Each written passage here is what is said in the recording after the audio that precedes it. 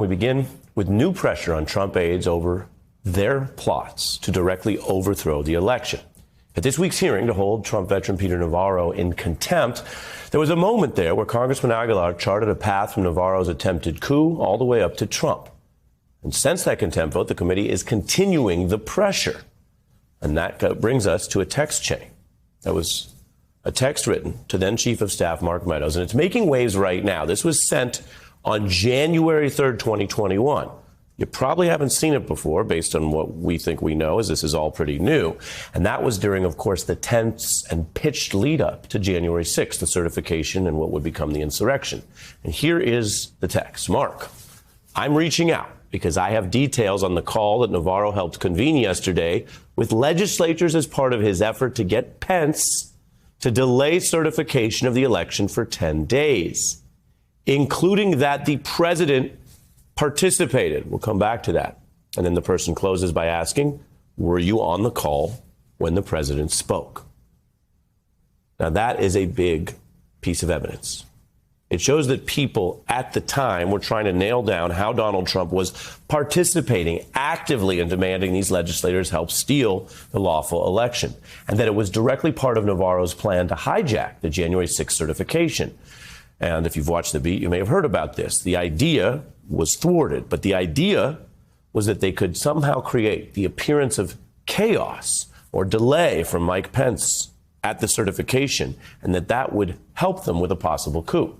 Now, Trump's been caught in some parts of trying to overthrow the election, like shaking down Georgia's elections official. That's something that he's still under investigation for there. Or pressing Mike Pence to help, which he did repeatedly and on Twitter going into the 6th. But the new evidence links Trump more directly to something that seemed perhaps curious at the time. Why would Peter Navarro confess about this plan? And why was he so specific about exactly who would be involved in abusing the vice president's power to ultimately stop the lawful and peaceful transition of power? The plan was simply this.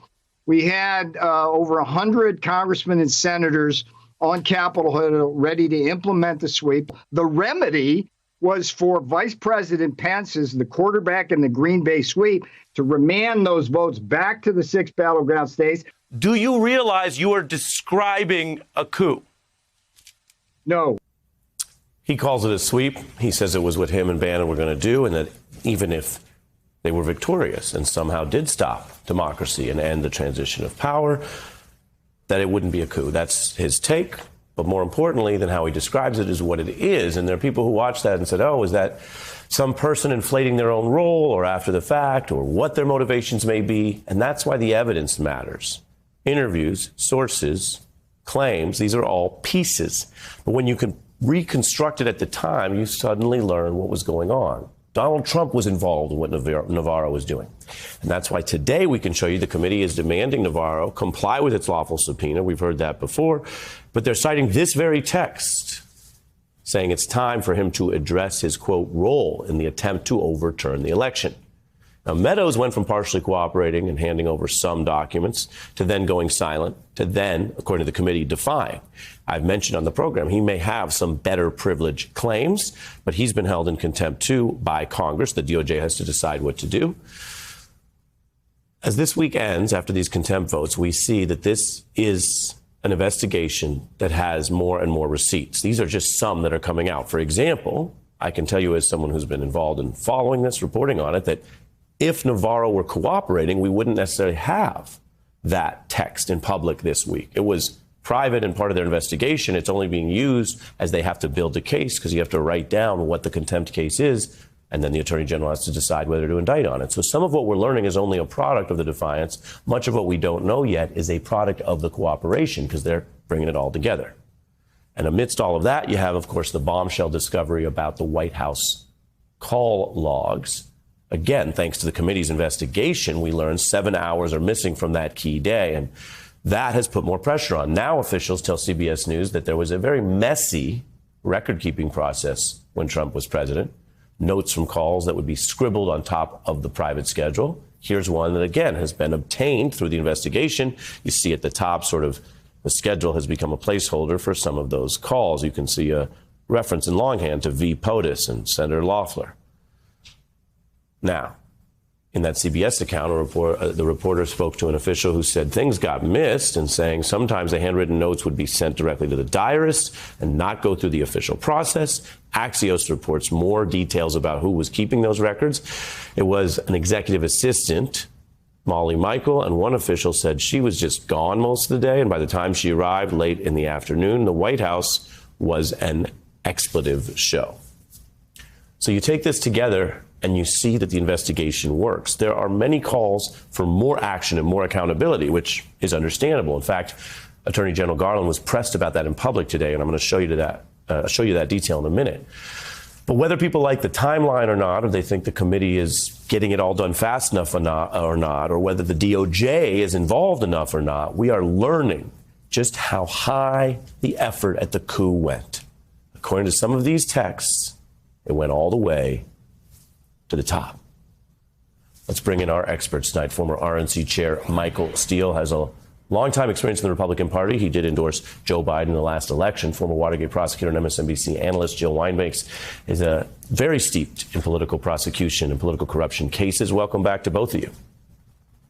Good to see you. Thank you for having us. Jill is going to handle the law. I'm going to start with Michael, though, on the org chart. You've been around this town for a while, Michael. When the chief of staff is texting or having contact with people about POTUS being in on something like this before the 6th, what does that tell you? Whatever one thinks of Mr. Navarro and the way he talks, this would appear to be a contemporaneous log that shows POTUS was involved all the way up before the 6th. Again, I go to a very fundamental piece that is operational with Donald Trump all the time. Nothing happens unless he wants it to happen. You don't have Mark Meadows, you don't have Peter Navarro, you don't have anybody out here talking about trying to orchestrate, manufacture, create, or execute a coup, an insurrection, unless that is something that the president himself, Donald Trump, wants to happen. It does not surprise me. And you're going to see many more pieces of evidence, the receipts, if you will, that are going to be the show just how involved the president was. Because from my own experience with him, nothing happens in his orbit unless he knows about it. It just doesn't. It does not happen any other way. You've heard Michael Cohen, you've heard his niece, you've heard others sort of verify that second, third, firsthand, whatever. That is a key part of this. And so to your intro about how this is becoming more evident and how it's unfolding, I think, and Joe can really speak to this, it puts an enormous amount of pressure on the Justice Department now, because all those little pieces are filling out one hell of a puzzle. And it is a very damning puzzle. And as I said, it doesn't happen unless Donald Trump wants it to happen. And as a result of that, everybody has a little chit here that when you pull all of it together, Ari, you get a better, clearer picture of exactly what the president started to orchestrate. I wouldn't be surprised if you saw this go back to April, May of 2020. You mentioned Garland. Let's take a listen to how he was questioned in his response today.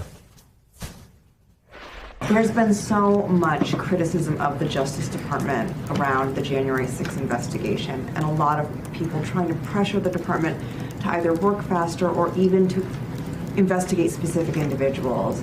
How would you respond to that pressure and to those critics? Look, the only pressure I feel, and the only pressure that our line prosecutors feel, is to do the right thing. That means we follow the facts and the law wherever they may lead. That's the latest response. It's a reminder, Jill, that he's certainly aware of this. He didn't say, oh, what are you talking about? He took it as a factual premise that people are demanding more from him based on the evidence or whatever their views are. Do you see this evidence adding to the case for a criminal approach to the thwarted coup?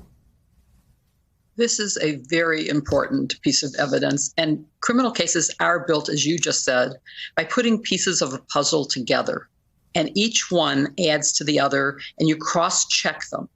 And you've had Peter Navarro on admitting on your show that he had done what you described as plan a coup. and everybody would conclude that. So yes, this does add to the pressure. It certainly adds to the pressure of holding in contempt Peter Navarro for not cooperating, because it shows a really good reason why he has key information about what the president knew and when did he know it and what was his role in it beyond just knowing about it. What did he do? He spoke to that group according to that text message. So it is very, very damaging to the president and very damaging to the lack of action. I've been in that group that has said justice delayed is justice denied, and that the Department of Justice needs to act faster. I'm very encouraged by the recent revelation that there are over 100 more prosecutors being hired, and that the scope of the investigation in the federal grand jury in D.C. is expanded beyond the people who broke into the Capitol to those who planned and funded it. Those are good things that make me feel a little more comfortable about my beloved Department of Justice doing the right thing and doing, as Merrick Garland just said in that clip, following the law and the facts to wherever they lead. And they seem to be leading at every aspect to President Trump.